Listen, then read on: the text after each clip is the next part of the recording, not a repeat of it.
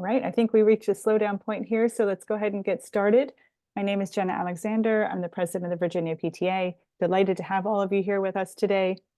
We're here today with the Virginia Department of Education for our lunch and listen session to hear about what is happening with the Board of Education and the changes that they're making with school performance and support network or framework to inform and provide additional new reporting for our families. So I want to turn it over to Katie Carroll. We have Lisa Coons is going to be joining us a little bit later. She's having some technology problems. So when she gets here, she'll pop on. But in the meantime, I want to go ahead and turn it over to Katie to take it away. I know she has a lot to share with us today. Thank you so much. And I'm so excited to be here today with the Virginia PTA. As mentioned, I am Katie Carroll. I am Deputy Superintendent over School Performance and Support at the Virginia Department of Education, which includes the work around this new accountability framework.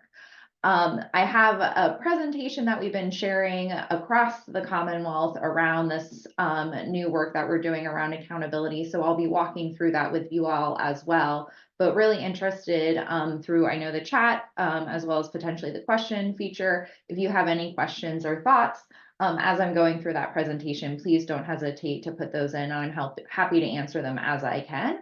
But you'll also see throughout this presentation, we'll have a QR code for comments as well. So highly encourage you to use that comments feature to include any comments you may have regarding this work.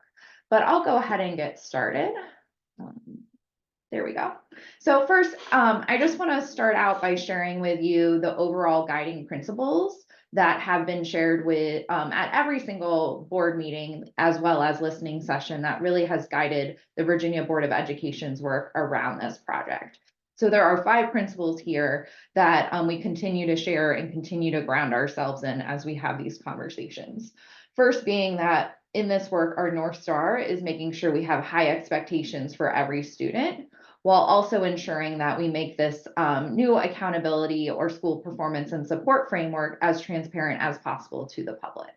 While at the same time, it's really important for this system to really prioritize the proficiency and mastery of grade level learning for students, while throughout this process, similar to what we are doing today through this listening session, but as well as other listening sessions, working to build trust with schools, parents, and students through this transparent communication. And really towards the end of this work, making sure through some of the reporting aspects that we have that we're providing this information to the public. And lastly, again, through this series of listening sessions, as well as previous ones, this work is really grounded also in stakeholder input. We really want to hear from the communities and key stakeholders to make sure as we're building out this new school performance and support framework, we're taking all feedback into consideration. Here is just to also give you some background as we get into the conversation. Here is a timeline of some of the most recent work that the Virginia Board of Education has taken around this work. However, I will say this is work that had started nearly 2 years ago with board discussion from national experts as well as VDOE staff on the current state of accountability and accreditation in the Commonwealth. But most recently, this past fall, we really dug into this work and started the regulatory process that has been able to get us to this point now, where we're in our second round of stakeholder feedback. There is more work to be done. This summer, the board will be endeavoring in a lot of conversations that will then lead to what we call our S-Estate plan. That is a very education wonk word. It is the Every Student Succeeds Act, and it is a state plan that we have to submit to the feds that details what our accountability or school performance and support framework will look like. So that is the meat of the work that will be happening this summer. And then as you see in this timeline, next school year, 24-25 school year, will be the first year of data collection for this new school performance and support system. And the goal is to be able to provide a preliminary view of what this system would look like in the fall, and then report out the results from this new school performance and support framework in the fall of the 25-26 school year. So for today, some of the things that we want to make sure that we accomplish is we would like to share current progress on the development of this performance and support framework. We also want to describe a new way of using the accreditation ratings so that we can share out school health as well as identification of schools for support. And then last but not least, and most important, I would say, is gathering feedback from the field on all components to make sure that we have that information as the board goes into discussions and makes decisions around the ESSA state plan. So you'll see here on the screen, this is a QR code, but we also can share the link for the online form where we're having comments submitted. I will note that on here we have end of day, April 19th. We are looking for feedback. We have a board meeting next week.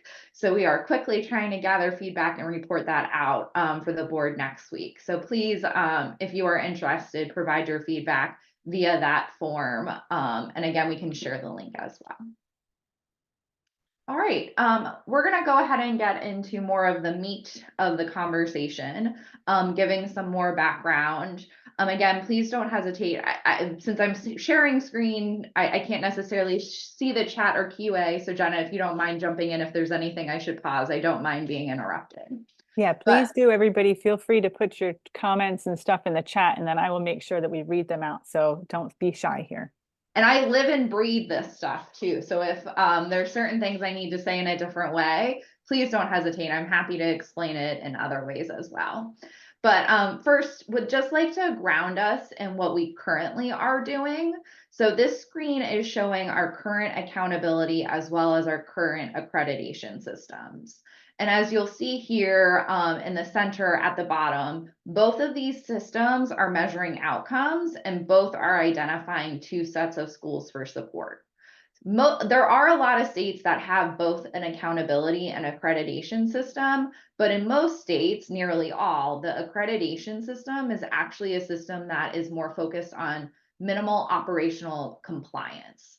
So essentially, rather than focusing on outputs, it's focusing on inputs. For example, are you providing curriculum that is aligned to the standards? Are you have in place graduation requirements? So the current framework has led to a very complicated dual system of two systems giving two different sets of information, two different sets of schools that are identified.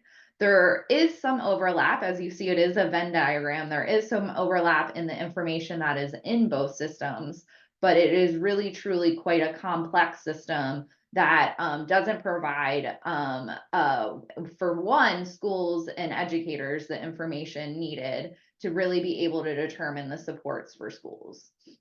It also leads to, either being identified through the federal system with either being called a comprehensive, targeted, or additional targeted school, or through the state system as being accredited or accredited with conditions. At this time, we do not have any accreditation denied. So this is the current view of our system, a dual system with two separate sets of information that doesn't provide a clear, transparent picture of proficiency and growth in particular, as well as some other places that we can dig into. So on this slide, this is the future system of what we're looking to build towards through the proposed regulations that the board voted on in March. So you'll see here in the center, there's a strong line working to separate the system so it's very clear the purpose for each system.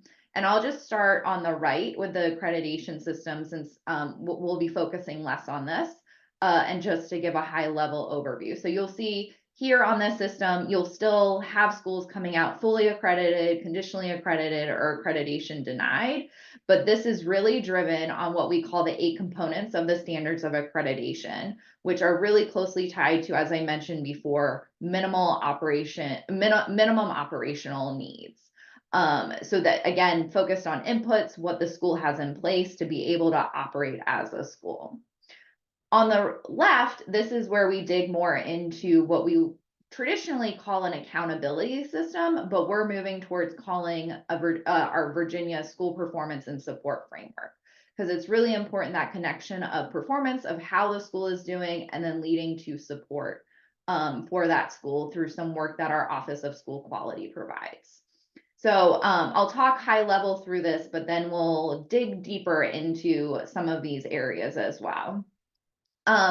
The Virginia School Performance Framework is going to be combined or is going to include various what we call indicators. And that's where you see at the top where you see growth, readiness, mastery for elementary and middle. And then for high school, we'll have graduation, readiness, and mastery. So there will be outputs that come or data that we collect that really show how a school is helping students learn, how a school is helping support students. And that information will be weighted and combined to create performance categories. Right now we have level 1, level 2, level 3, level 4. Those are just terms. We have not made any decisions. We have also very clearly heard from the board that there is not interest to move towards A through F system. And so that's one of the things we'll be talking about to hear from you, because we really want to make sure we're selecting the right language to communicate to the public, in particular parents and families, so that they can understand how a school is performing. So from that, we'll have performance categories that can communicate to the public about all schools, but then we will also still need to continue to identify groups of schools that need additional support. This is aligned to federal requirements, so we still continue to do this, but the one difference from our current system to this new system is that we will have one group of schools rather than two, so it's very clear what type of work they need to do, what type of support they need to do, rather than having dual systems with different requirements that can lead to additional work for schools and divisions. All right, I'll pause there. Jenna, is there anything you would need me to add? Because I know this could be a little bit complex. No, I think let's continue on through the slides. We've got a couple questions here in the chat, but let's go through a little bit and then I'll ask you the questions that were here in the chat. Perfect. All right. So just to quickly review too, just some board action that has occurred, just so that you can understand how we got to this current system. Back in last summer, as well in August and September of 2023, the board really dug into what are the categories or the indicators that really matter to Virginia. And they had deep discussions. We brought in national experts. So that's where we got to this achievement and mastery category, the category around growth, and then the category around readiness. We also have had deep discussions with the board, and I'll share a couple slides in a minute to show some of the decisions around this, but they most recently made some decisions around the weights for the categories for elementary schools, middle schools, as well as high schools. And they've also, through the regulations, have decided the need to have at least 4 performance categories for support and performance. And that we also need to make sure that we have the structures in place to really make sure we're providing those supports to schools as well as student groups based off what we are seeing in the school performance and support framework, and really braiding those federal and state systems and requirements together to create that one system. So those are what the board has already made decisions on. And through these listening sessions, we're helping gather feedback for them for the April as well as future summer meetings. And so for this, for this session, we are going to be talking about some of the specific indicators under those categories of achievement, growth, and readiness. Also some of the weights for those specific indicators, again, within those categories. And then again, just reiterating that the board has not voted on school labels such as A through F. So that has not occurred, and there's actually been very strong discussion. I think it was back in either the August or September board meeting to not move towards an A through F system. So as I mentioned, just want to share very briefly, just so that you are aware, this is what the board voted on at the March board meeting. This is the weighting for the elementary school model. And you'll see the sub-bullets underneath mastery, growth, and readiness. Those are all potential indicators. They were just there to provide guidance on what it may look like within those. But they did vote that at the mastery indicator, it would be 65%. Growth at 25, and readiness at 10.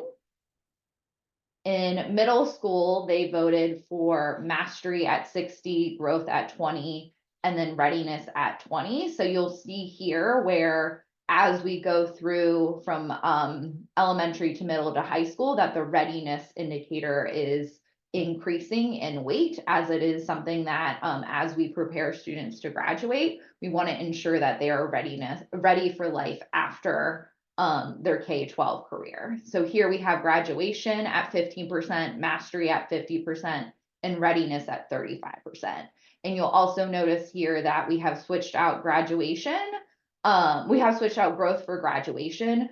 We do not currently have assessments that can provide reliable growth information from middle to high school. So that the board has had discussion, and we also had great feedback in the first round around that from stakeholders around growth at high school. So you'll see here that graduation is the focus and is also a federal requirement.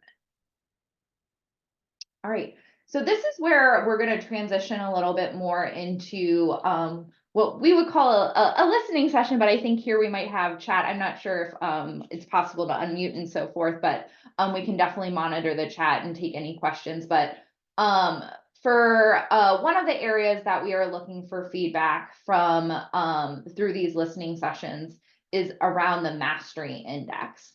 This is something that the board had deep discussions about in September. And the concept of this is similar to in middle school or in high school, when you receive maybe your the course syllabus from your teacher, and it's showing how quizzes are weighted a certain amount versus homework versus tests. So it's a weighted similar in that type of format, where based off the student's performance level, they receive a certain weight within the calculation. So you see here at the top circled, these are just sampled weights just to be able to provide guidance, but we are looking for feedback from the field on this. So in this example, we have 100 students, 20 scored advanced, 30 proficient, 30 basic, 20 below basic. If they're at the advanced level, they get a little extra points for that. Proficient is weighted at 1. And then wanting to make sure that we acknowledge every student that has taken the test, we have students who are at basic at 0.75 and below basic at 0.25. The concept around this mastery index versus a straight proficiency rate, which is essentially you pass or you don't pass, is that the board was very interested in providing credit to all students who have taken the assessment and making sure that they are included. So I will pause there and see if there's any reactions in the chat for us to hear. Yeah, I want to chime in with one here. Are all schools going to be scored on equal footing, or is anything taken into account for a Title I school or a school with high different variables of different types of student groups in this mastery index? Is there a weighting for our special student groups that are at risk? So there will not be for the overall school performance and support for student groups. The board has not discussed that, but through the identification of schools, there is something called targeted support as well as additional targeted support. And that looks at student group performance to see if the school is in need of support. But if you're interested in thinking differently about the student groups, that's a place where I would suggest adding comments to our form.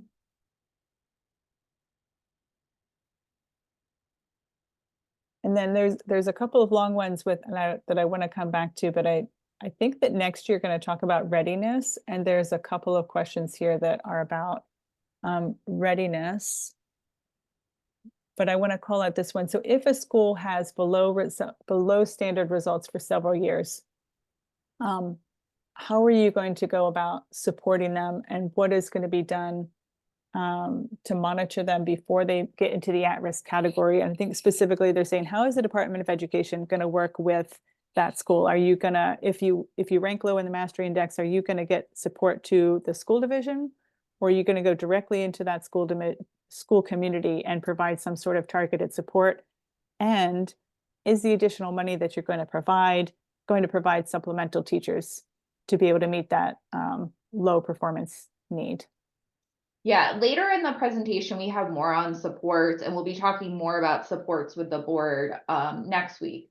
But depending on the school identification, depends on sort of the level of support that they receive. So comprehensive identified schools are schools that are in the bottom 5%, and We work with the division very closely, and there might be some supports directly to the school. For those who are identified for targeted or additional targeted, it's more the state working through the division and working with the school. So primarily, I will say overall, we primarily work with the division, and then the division works with the school. Okay, and then there's still some general concern being shared here in the chat about that scores where you have high ELL populations or high numbers of students with disabilities in that school community, that they're going to be at a distinct disadvantage on this mastery index. And so we'll do this one last question, and then I want to make sure we move on to the readiness piece so we have enough time to cover everything. This attendee says, I'm concerned about the weighting of mastery, especially for vape scores, given the lack of access to curriculum that so many students on vape have experienced over the years.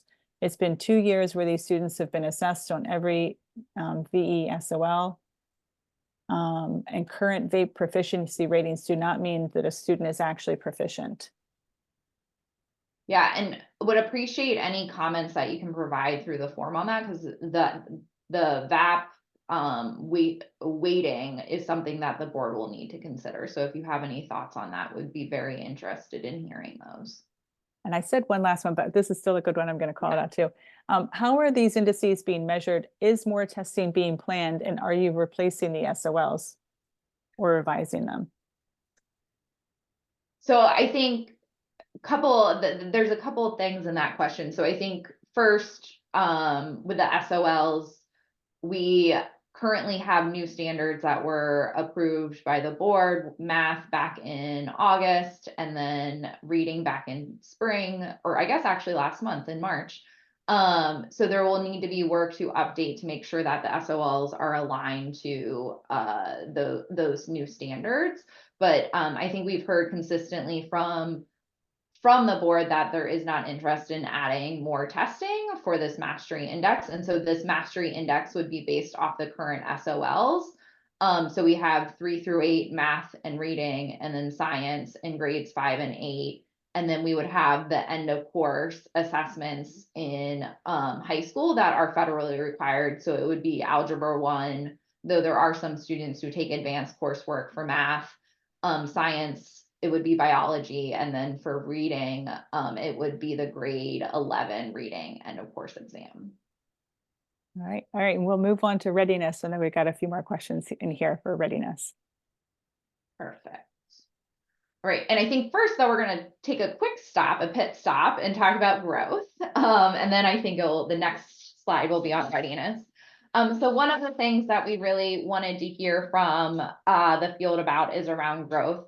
The board has discussed growth around 4 through 8 grades, and it being focused on expected growth. But one of the things that we've been really eager to hear from the field is around 3rd grade growth. There's been discussion around that. So you'll see here on the slide some questions around thoughts around if we need to be including in the school performance and support framework some year-over-year growth to show 3rd grade growth.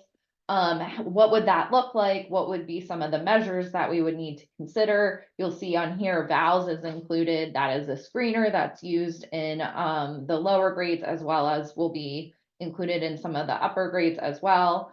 But then also the concept of across or within year growth, so being able to measure growth from fall to spring.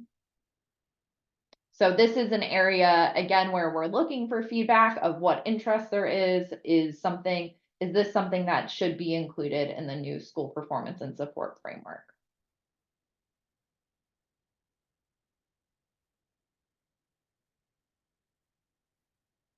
I think some of the questions that were here earlier that were about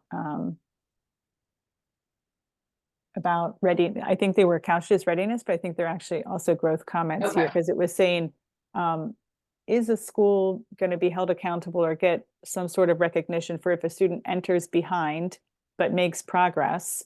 But what if they're actually still not deemed ready at a later point?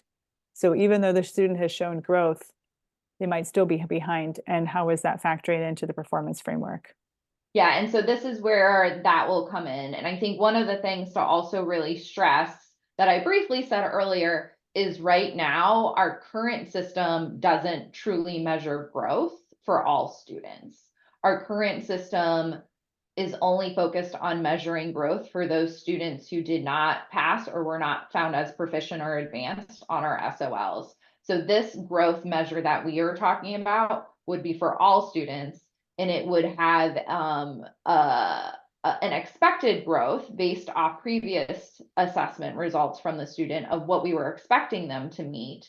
And so that's how we will be measuring growth, of making sure that they are meeting that expected growth target.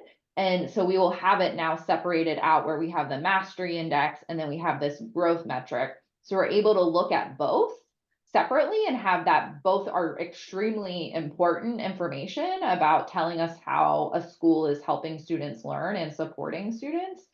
So we will now have both of these versus the measure that we have currently combines those two. So it's really hard to tell, is this school helping students grow, or are these students already at a level of mastery?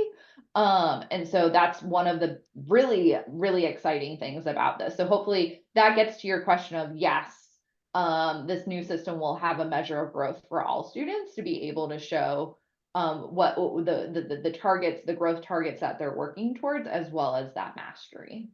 And I just want to highlight too, I like the analogy that Superintendent Coons uses in this space where she talks about expected growth. So this would be if you put into your GPS that you're going to go somewhere and it gives you an expected arrival time of, 10 minutes from now, that would be like your expected growth, right? 10 minutes from now. But you might have traffic or other things that are going to impact whether or not you actually arrive at the time that the GPS said you were going to arrive. And so that's that analogy here with the expected growth. I want to call out, there is a comment in here that I think is just continuing to express through a few comments here across a couple people, general concern about if the shift has been so significant to mastery, there will be less emphasis on growth, which means that scores that have low levels of mastery would look like they're ranked low, and it will cause the advanced students to move out of that community, continuing to drive down the quality of that school. And so there is just general concern being shared here for the shift to a high ranking for mastery, because that undermines seeing that there is progressive growth happening in the building. All right, we'll move on to the next one. Great. Okay, now we're here at the readiness section of this. So two components of this. One, just to share and to get thoughts on chronic absenteeism. The board has voted to have chronic absenteeism included into the system as part of a readiness component, not only in elementary, but also middle and at the high school level. So one of the things we are looking to get feedback on is out of that 10% in elementary, and then 20% in middle, and then 35% in high school, what percentage of that would you want to see chronic absenteeism as? So that's one area of feedback we've been going and looking for from the public. And then the other area that we've been sharing, because there's a strong interest from the field to not just have chronic absenteeism as the indicator. So we've been having a lot of discussion since October, or actually August, of what else could be another indicator of readiness at the elementary and also at the middle school level. And one of the things that has has bubbled up through conversations is the concept of a 5th grade performance task. And a performance task is different from an assessment in that they are having to either provide a written response, maybe they do an art project, maybe it's an oral response. A performance task is more something to say that it's not a sit down multiple choice, but they're actually creating some sort of product through the process. And so the idea of a 5th grade performance task that may focus on what we call the 5 C's, which I don't have them listed here, so we'll see if I can get them all 5 of them. But communication, critical thinking, citizenship, creativity. I think I'm missing the 5th. But there's 5 C's that are much more about sort of how a student is able to communicate and be a part of, sort of be a citizen within our community, and how they're able to think creatively. So creating a performance task that is more focused on that and measuring that as something. So that is something we've been gathering feedback from the field on. Right, so I'll chime in. There were a couple questions here. When you say readiness, Are you talking about readiness to enter elementary school or middle school, or readiness to leave? What happens if a student takes the readiness performance task and is deemed not ready? Are you going to hold them back? So, great question on the readiness. This is readiness for the next level. So this in elementary schools, it would be readiness for middle school, and middle school would be readiness for high school, and then in high school it would be readiness to exit into life. So that's how we are putting together this concept of the readiness indicator. And that is not something through this work, the second question around the next steps around the performance task, as to sort of what would happen. And I think most of the times it is a local decision from my understanding as sort of a grade retention for students.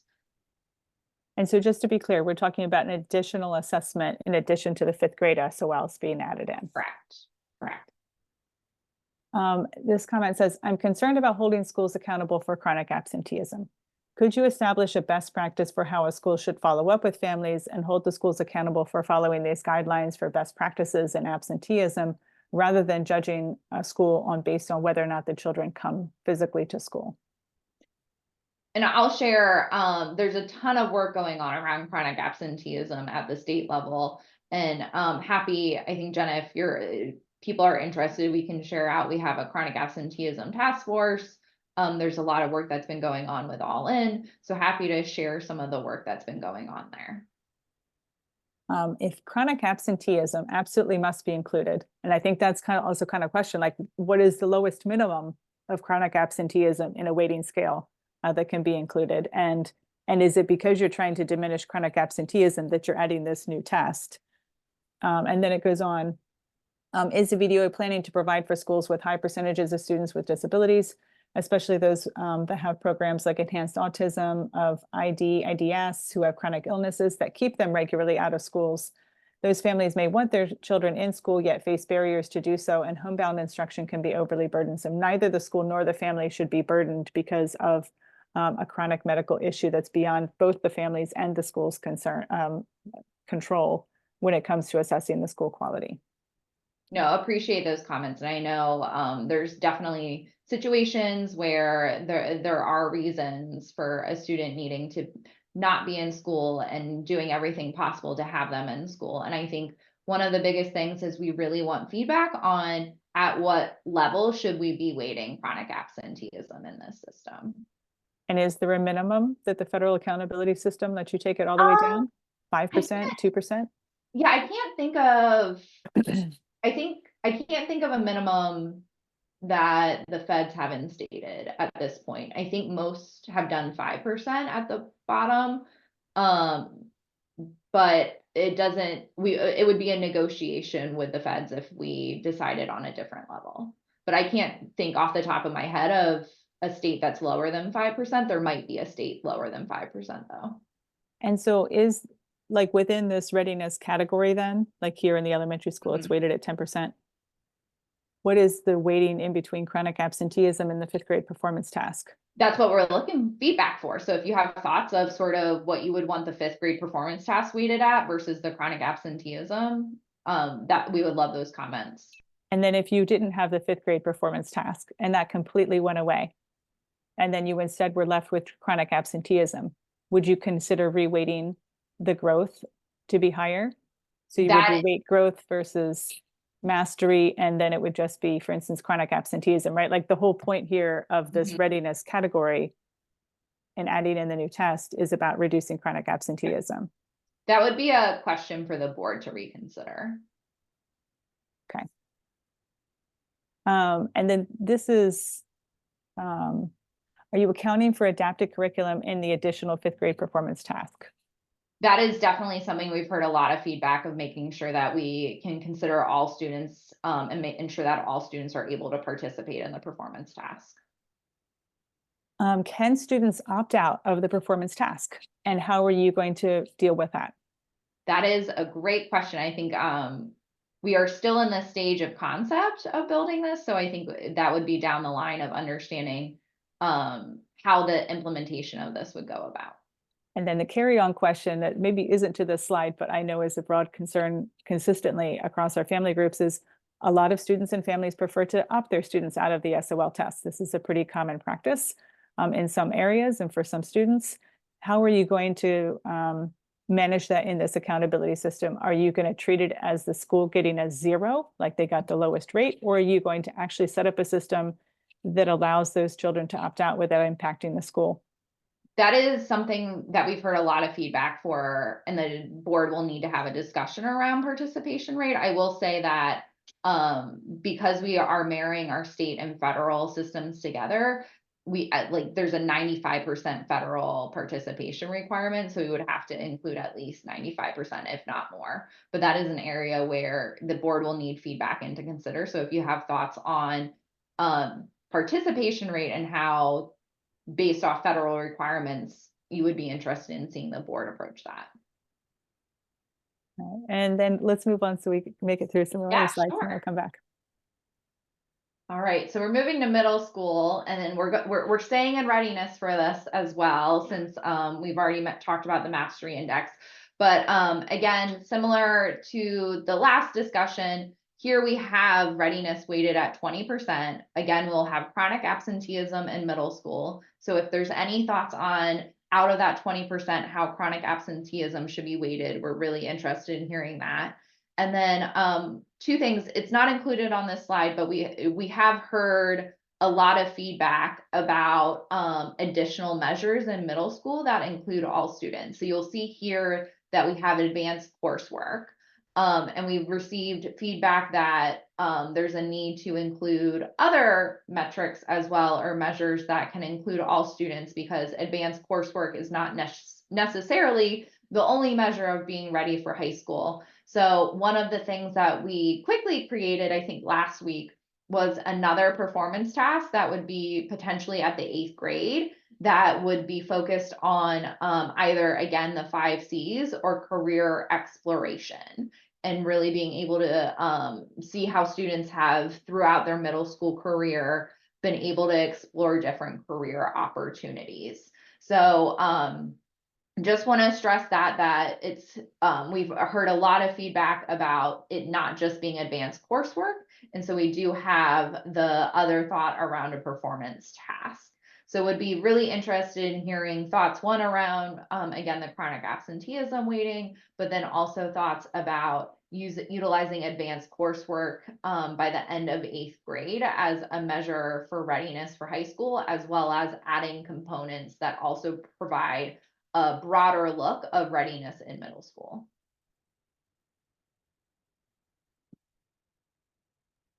I think there's very broad concern about using whether or not a middle school is offering high school level courses to judge the middle school. So I've heard consistent concern about that, because most of our kids in most of our school divisions, I don't know if you have data on this, they're not able to access those higher level classes due to the way the curriculum is currently structured. The only place that you ever exceed that is in the math space. And I think it becomes a true opportunity question here about whether or not your school division has enough money to offer these advanced pieces. And so again, I kind of come back to that same question before, is this is really about trying to underweight chronic absenteeism. It seems you should just draw down chronic absenteeism instead of creating a completely brand new test, because now we're talking about 2 new brand new tests, right? We're talking about a 5th grade test, and we're talking about a new 8th grade test solely for the purpose of underweighting chronic absenteeism. And it seems like that weighting could have just gone towards improving the SOLs, or reweighting that growth measure, so that we're really looking at continuous growth instead of just sheer mastery. Does anybody have any questions that are specifically on? And I would just say, in response to that, though, I think it's about, because one of the things with this is we do want to think differently about what readiness is. And readiness, we have the mastery of academics through the mastery index. And so really thinking about how a school is more than just teaching, math and reading and science. And so I think that's one of the things that we're really trying to get through with these readiness indicators. And we've had a lot of discussions of what it could look like. And I think we did hear a lot in the first round about the 5 C's. And again, the idea of the performance task has actually come from the stakeholders of wanting to see the work that happens in middle school around those career plans and around that career exploration. So I would just stress it's not necessarily about changing and diminishing the weight of chronic absenteeism, but it's really about being able to show a complete picture of the work that the school is doing to help make sure that those students in elementary are ready for middle school, that the middle school students are ready for high school, and that there is other work going on. So I would just stress that, and we are looking for, ideas and concepts. And again, the concept of the performance task around the 5 C's came from elementary school principals. The concept for the 8th grade performance task around career exploration came from this round of listening sessions, and we've heard really great feedback. But again, that's why we're here to hear, different perspectives. So really eager to hear if there's other people that have other ideas of how we can make sure that we're taking the full picture into consideration. Yeah, and so here in the chat, we're like 11th grade English. Yeah. That's way past middle school. Most middle schools don't even have the ability to offer advanced course work, much less so many grade levels ahead.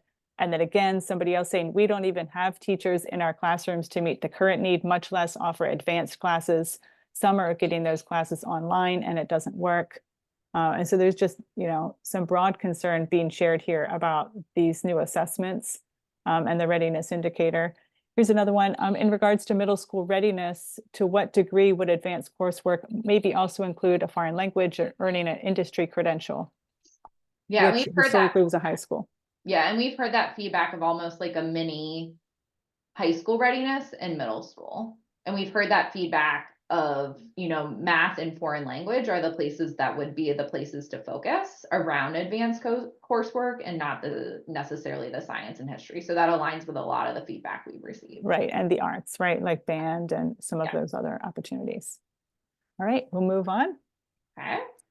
High school now. So this is the high school readiness component, which I will say we've heard of. We had this slide just to get conversation started, and it has led to a lot of conversation. So I'll just make sure that we have heard the idea around service-based learning, work-based learning, as well as dual enrollment and concurrent enrollment. Those are very strong interests that we're hearing in the field that we continue with our we have in our current college career and civic readiness indicator. So we've heard that feedback loud and clear. I think one of the biggest things, in general, feedback on how we could be measuring college and career readiness as well as military readiness. But one of the biggest things that we've been looking for feedback on is around that civics component for how we measure that. We've heard service-based learning.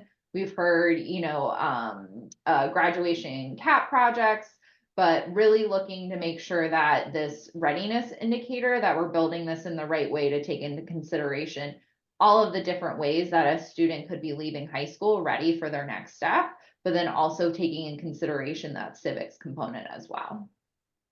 I think part of it comes to like just evaluating the school. It comes back to this question we had before about chronic absenteeism, and if there's a way to evaluate the school itself and whether or not their offerings are there and the things that they're doing versus against some guidelines or metrics versus the students in this space. There's another comment here again, just saying like with all of this new testing, it's going to push the arts out of our buildings more than they already are, and some concern about the amount of time that it will take away from other learning. Does anybody have anything on the high school readiness space that you'd like to add in here in the chat?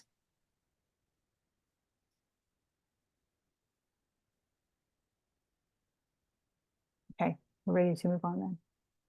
Yes, and I think we might be able to get through everything. So this is a pretty weedy slide, but we'll do my best to explain at a high level sort of everything that's on here. So one of the requirements, since we are marrying our state and federal system, is we do need to report a 4-year adjusted cohort rate. This 4-year adjusted cohort graduation rate takes into account our standard and advanced diploma. This is right now currently only used in one of our accountability systems, and in our accreditation system, there's something called the graduation and completion index, or the GCI. And this takes into consideration, similar to the mastery index, a weighting of different opportunities that students achieve by the end of high school. So this might be a GED, it might be the applied studies. So here, the feedback we're looking for primarily for the graduation rate in this new system is around including additional measures besides the 4-year adjusted cohort graduation rate to take in consideration other pathways for students. And there is a handout that we have online that we can drop the link to that provides a crosswalk of the 4-year adjusted cohort graduation with the graduation completion index. So there's some interesting comments in the chat on this. You know, why do we always consistently push college? And then in this sort of same space, somebody is saying, you know, if somebody has dual enrollment offerings and military work, that this should count somehow towards the school, which I think still comes back to this, the comment in the beginning about chronic absenteeism. There must be a way to establish, like, is the school itself offering these things more kind of as you have it set up now in the accreditation system, right? Like, are you offering these basic things to our kids versus the kids being scored on a test or performance scale So that I maybe think has repercussions? to that comment on like the military and dual enrollment, that comes, and let me go back one slide for a second. That will come through, and again, we just don't have everything on this slide. That will come through the readiness indicator, which we don't have a great term for it right now. Right now it's like CCCRI, and I think we're adding in military, so it's a very long acronym. But that indicator includes measures around that dual enrollment, that work-based learning, the credentials. It also has potentially the ASVAB. And so it's really also making sure there's the difference, I think, of making sure there's the outcome and the high quality outcome from that versus what you're talking about of sort of the, do they have that in place, which is around the inputs and the accreditation. So do want to stress that this system does have that component still of acknowledging the multiple opportunities within a high school that a student could take on and be a part of, but that you see in the CCCRI indicator under the readiness component.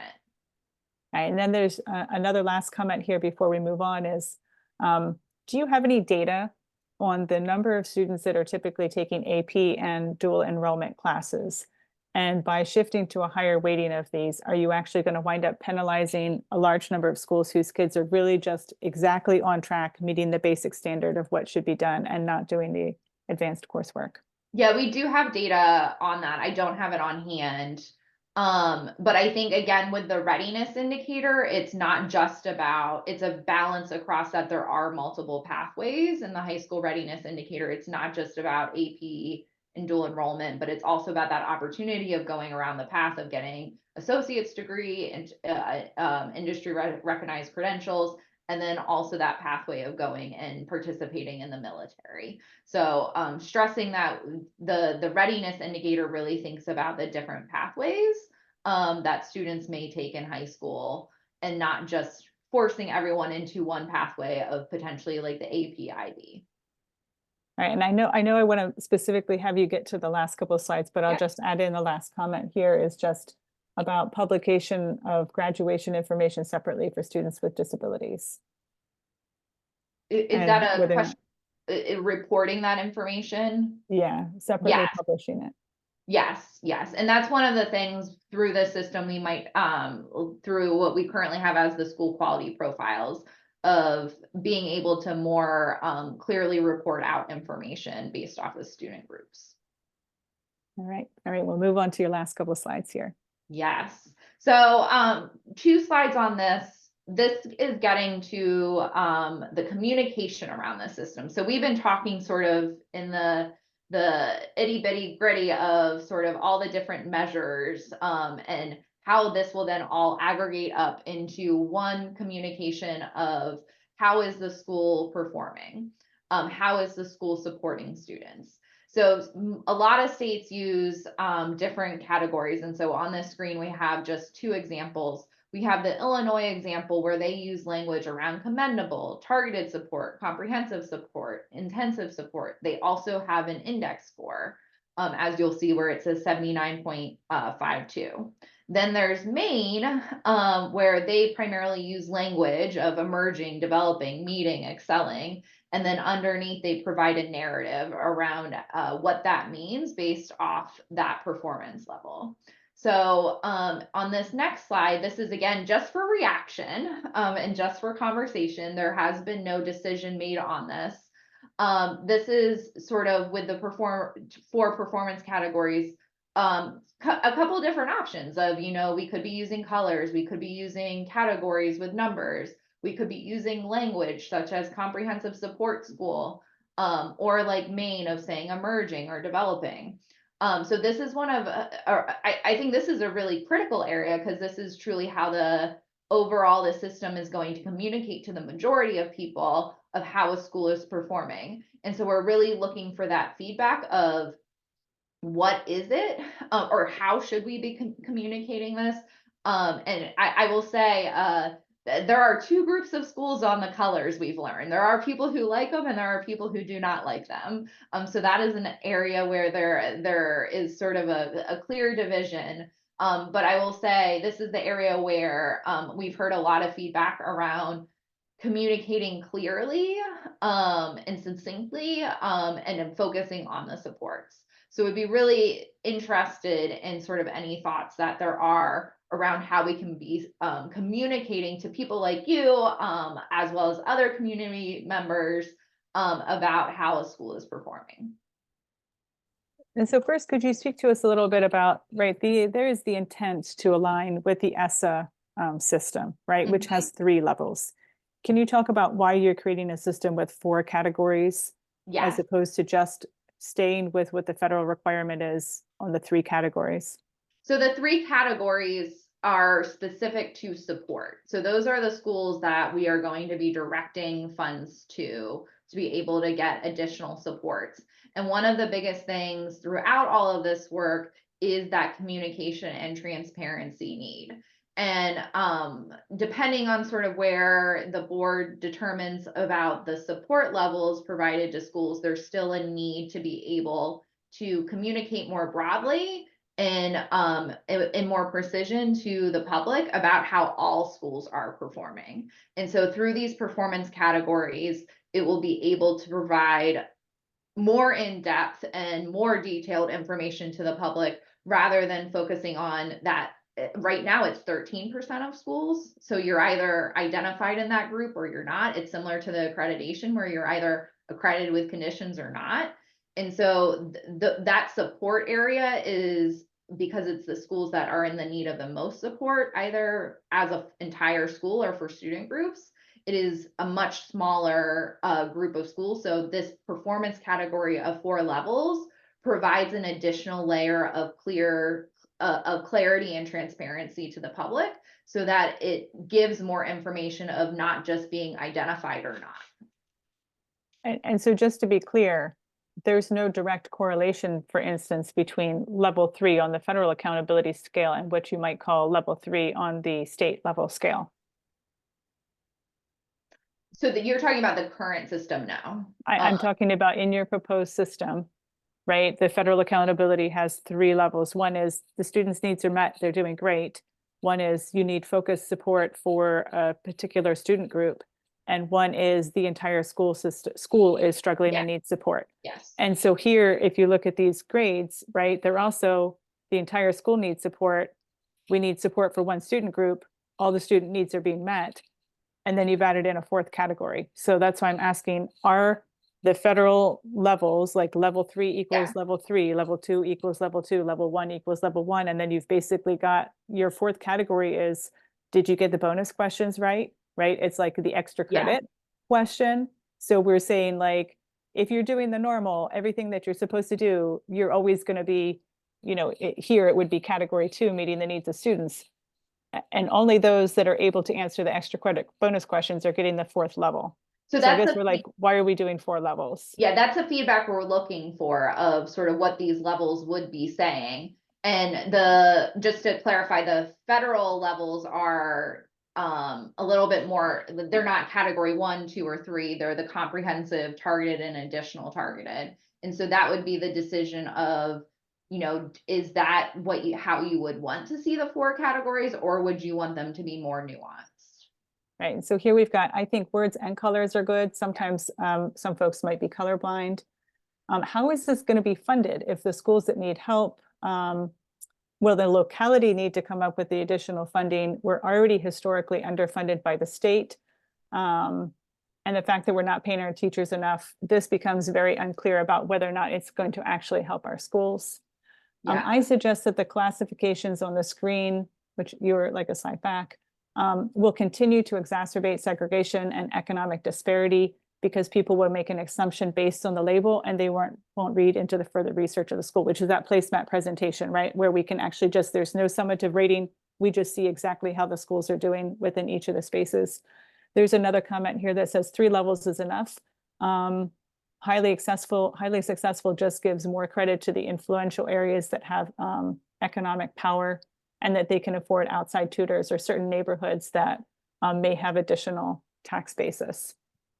Yeah, and I'll say for the federal funding, or the funding towards this, that will be this slide here, where this gets to the comprehensive support, the targeted support, the additional targeted support, which you were getting at with the categories, where the comprehensive is the bottom 5% of Title I schools that are struggling the most. Targeted are those that have a student group annually that is not meeting any targets that might be set. And then additional targeted are those schools that consistently have student groups who are struggling to meet the targets that are set.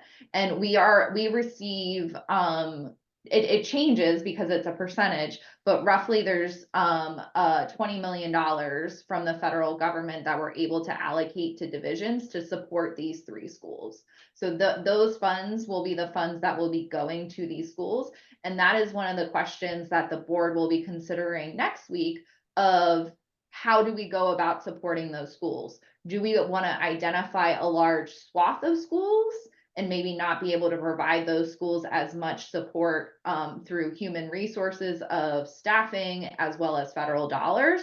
Or do we want to make sure that we have a targeted list of schools that we're supporting so that they're able to go deep and get more federal funds available? So that's another question that the board will be considering next week, of sort of the level of support to be able to provide schools.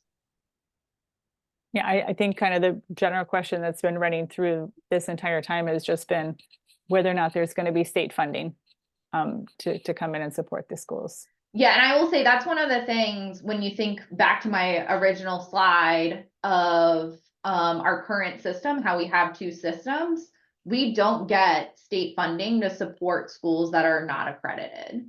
All of our support right now is through federal dollars.